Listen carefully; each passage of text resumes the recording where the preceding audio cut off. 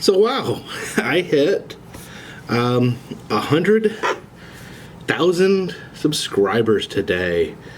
Absolutely blown away by the support and congratulations of all my friends and family have sent me amazing messages today. I wanted to do something really big for 100,000. I remember when I hit 45,000, I made the thing that I made the vow that I would every thousand subscribers I got, I was going to do something special, and I did. I did a special video for every 1,000 subscribers until I hit 50,000, and then I decided I'm going to wait. I'm going to wait till the big 100,000. That was over a year ago.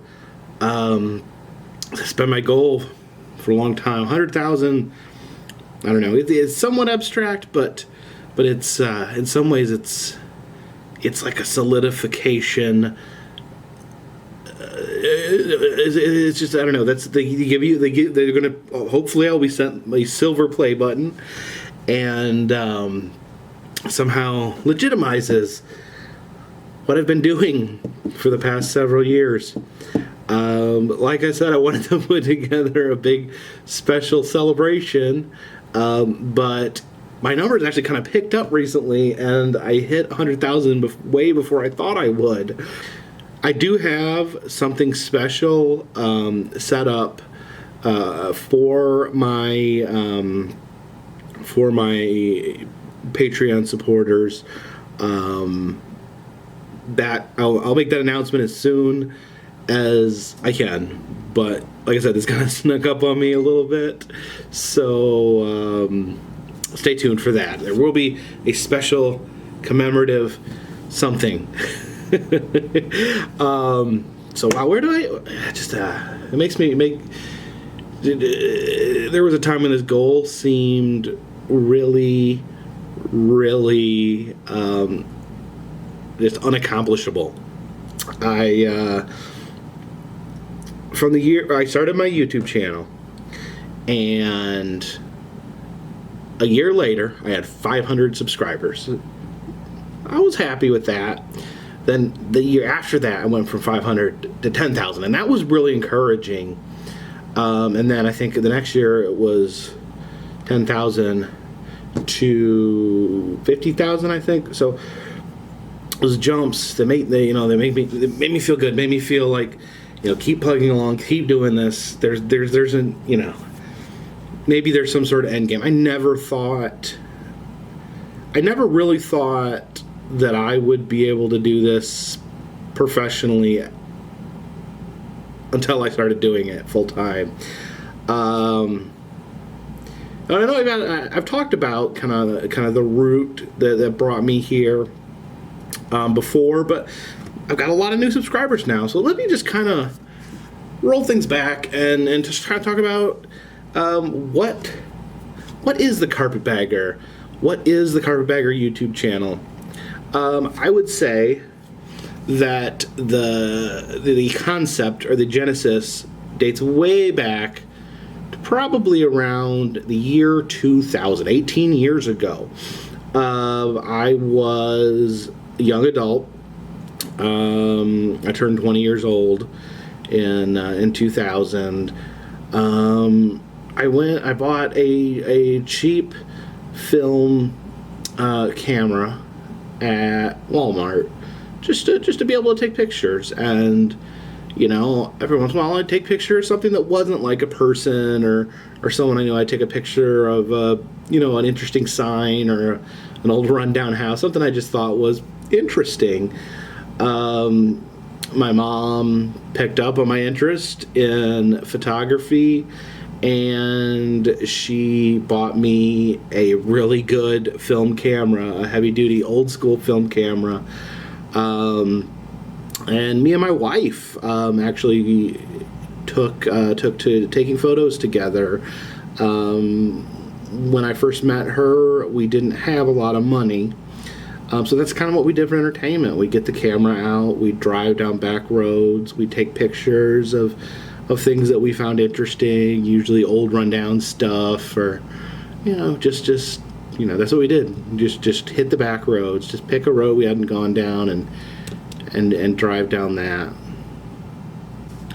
So yeah, me and my wife had all these albums full of photos that we took. We'd show up to our friends and family. Just it wasn't serious. It was just fun. But I always thought I wanted to do something, and becoming a professional photographer was. It's one of those things that it's like, does that even? It's hard to break into. It's hard to be a professional photographer.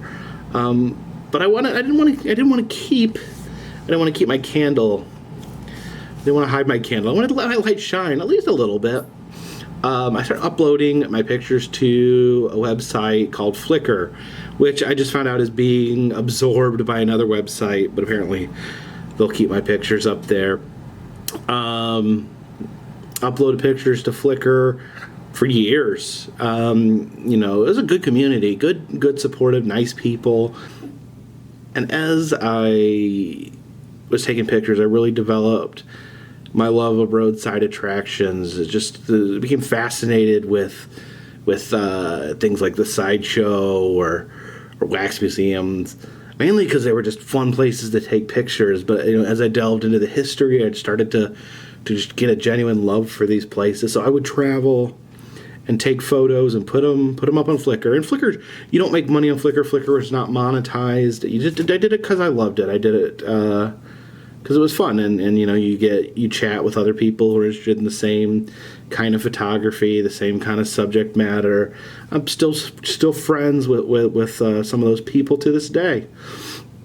But after a while, I was, and let me tell you, it's we didn't have a whole lot of money. I mean, I graduated college and made a little more money then, but we always prioritized traveling, me and my wife and my kids. It was always important to us.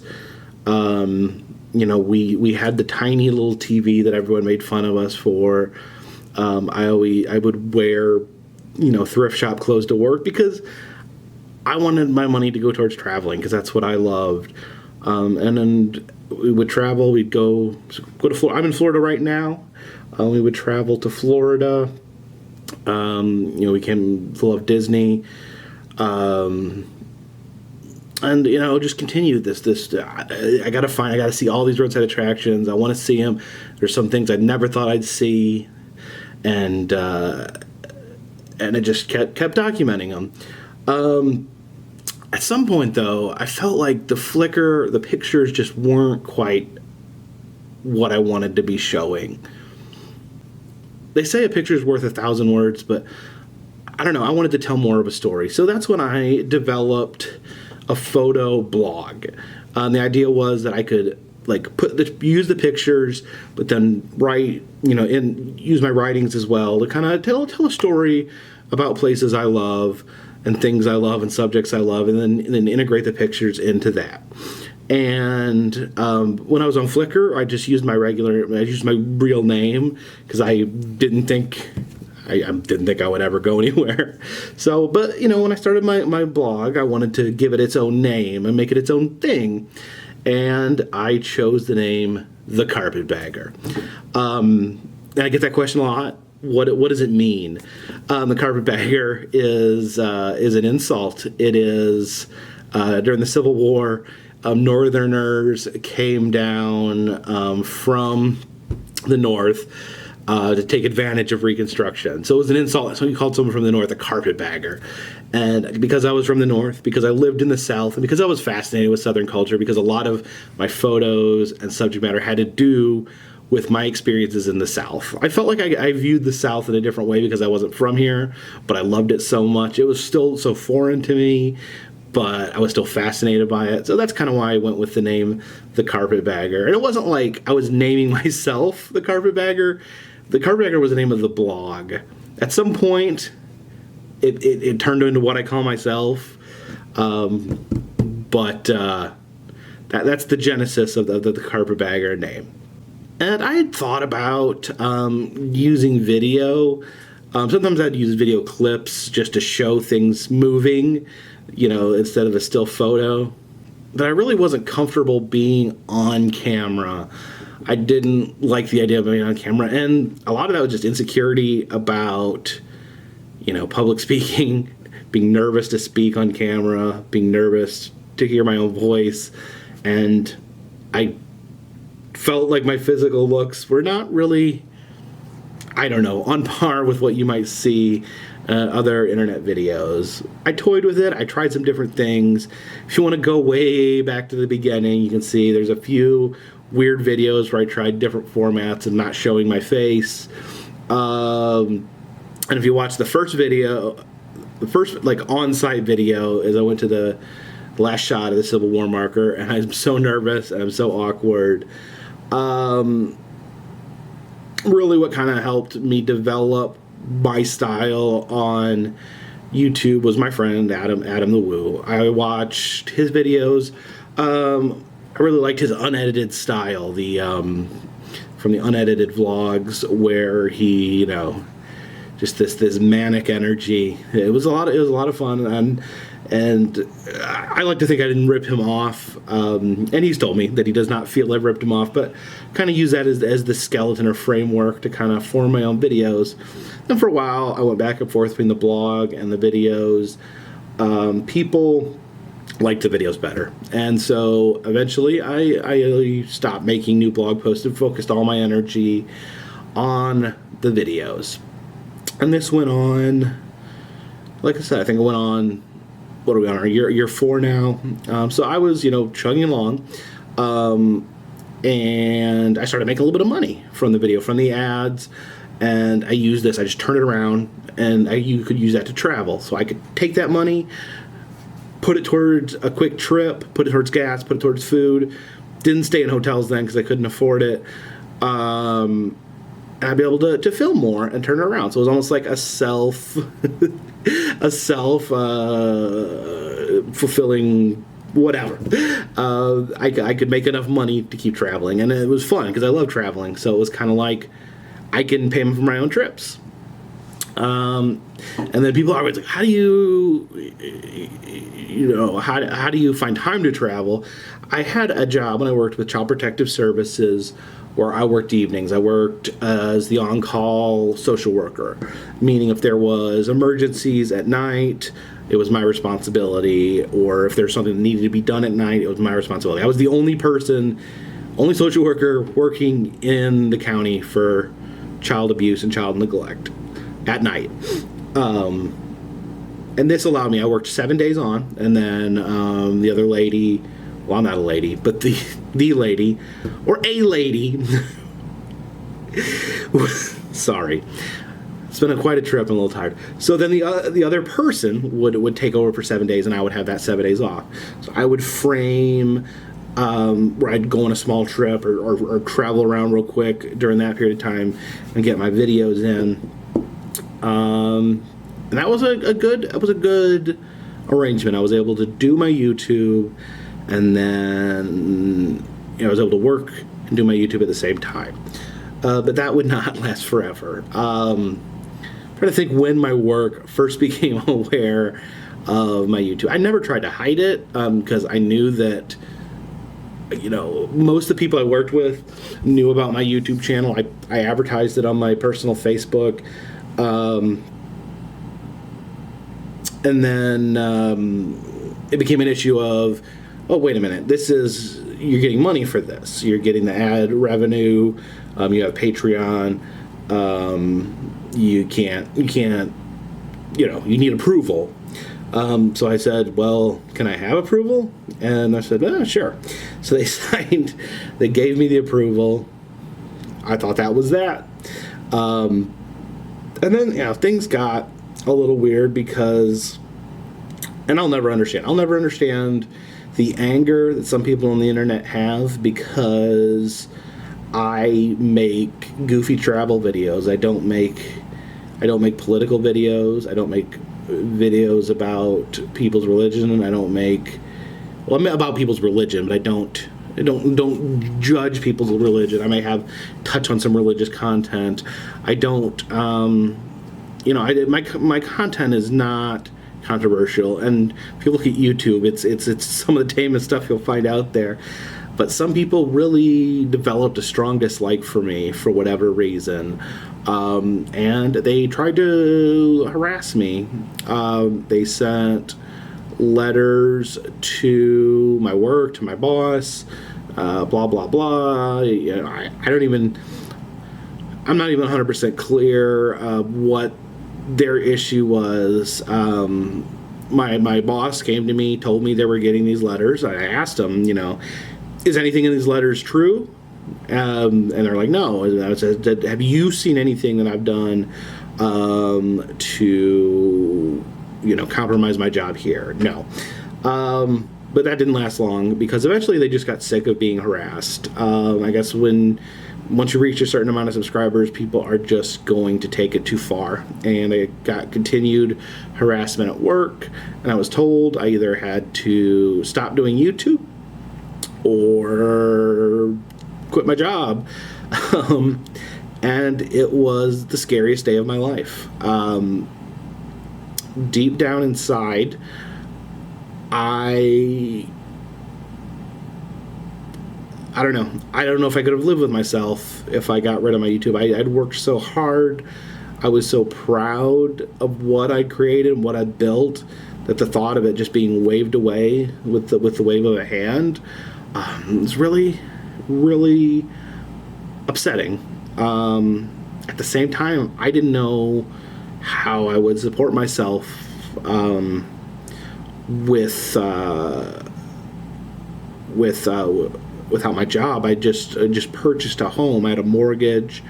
I have 2 children.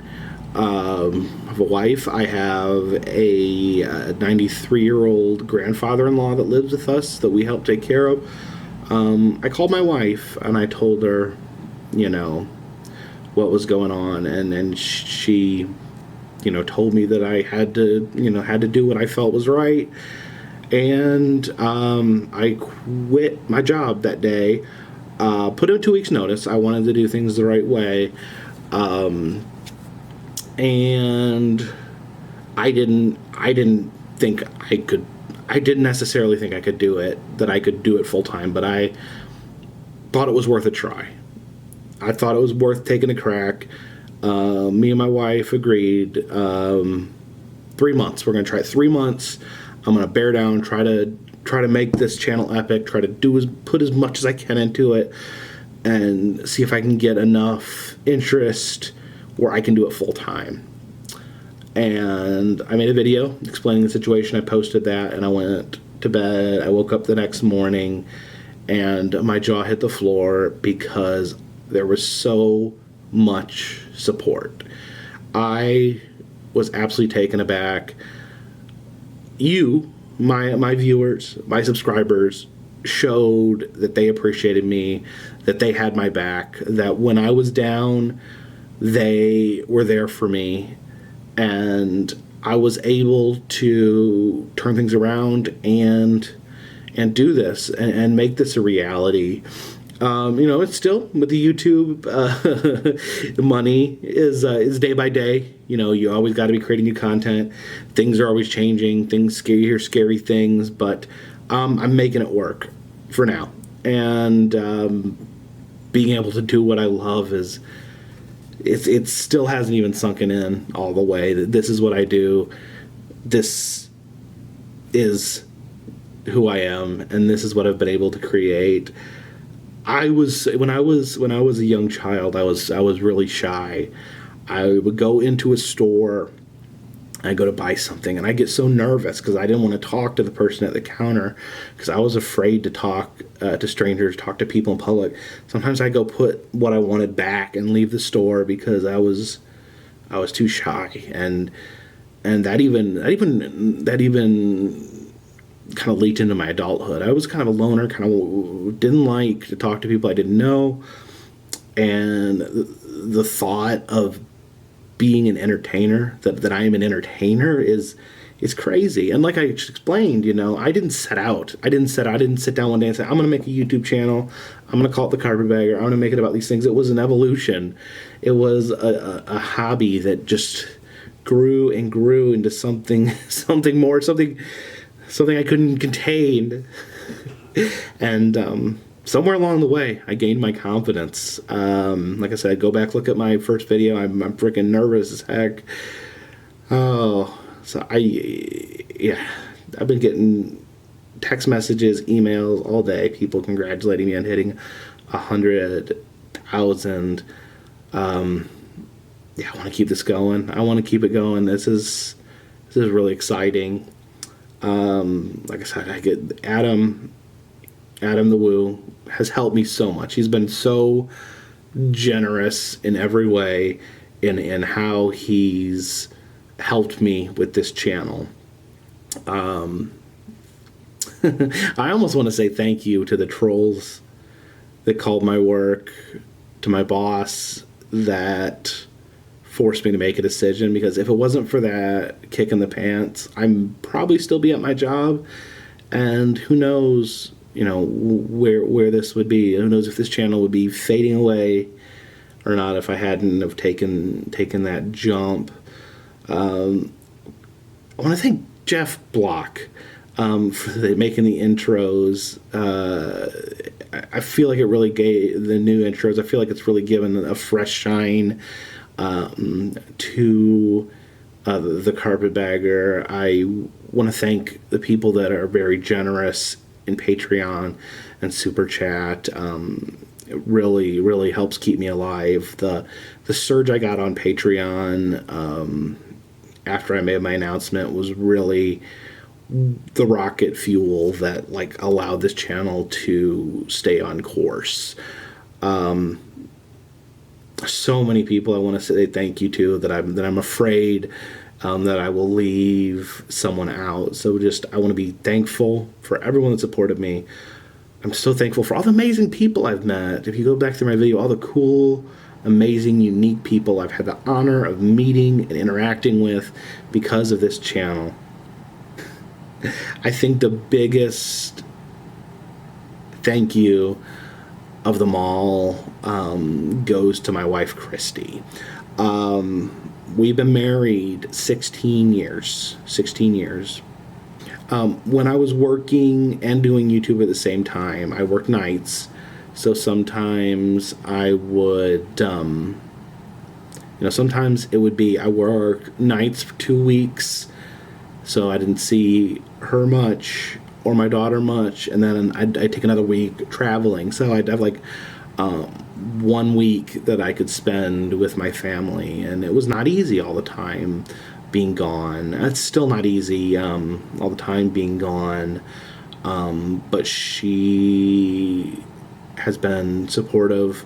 She knows how important that is to me, and she believes in me, and and she's there at the house to take care of my daughter, to take care of her grandfather, to take care of our cats.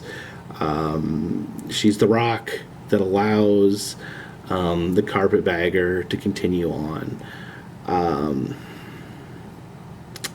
Thank you.